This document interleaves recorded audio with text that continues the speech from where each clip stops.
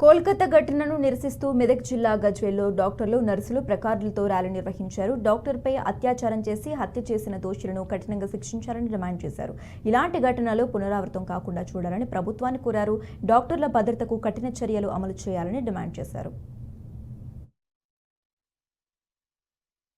గత వారం రోజులుగా దేశవ్యాప్తంగా ఇన్ని ఆందోళనలు ఇంత ప్రొటెస్ట్ జరుగుతున్నా కానీ ఇప్పటికి కూడా ఆ బాధితురాలపై నిందితులపై ఇంతవరకు ఎటువంటి చర్యలు తీసుకోలేదు.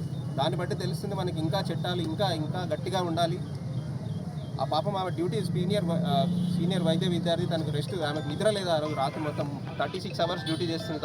తను ఎక్కడ రెస్ట్ రూమ్ కూడా లేకపోతే, పడుకోవడానికి లేకపోతే సెమినార్ హాల్లో పడుకుంటే అక్కడికి వెళ్ళి అక్కడ నిందితులు ఆమెకు అత్యాచారం చేయడం, అలాగే బ్రూటల్ మర్డర్ జరిగింది. మేము ఇక్కడ ఈ వైద్య నిరసన తెలిసినా కానీ before Moumita is a doctor, she is a girl. Okay, గర్ల్కి ఒక సేఫ్టీ లేనిది ఈ సమాజంలో. లైక్ గర్ల్ చైల్డ్ని బేటీ బడావో బేటీ బచావో అని అంటున్నాము, కానీ అది ఎక్కడా మనం చూడట్లేదు.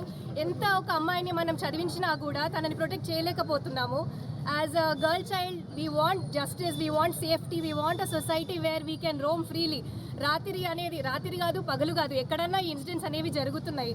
And there is a lot of మేము nationwide IMA and junior doctors association, government doctors association, withdrawal of non essential services ఈరోజు మార్నింగ్ 6 నుంచి రేపటి మార్నింగ్ 6 వరకు మేము ఈ ప్రొటెస్ట్ చేస్తున్నాము.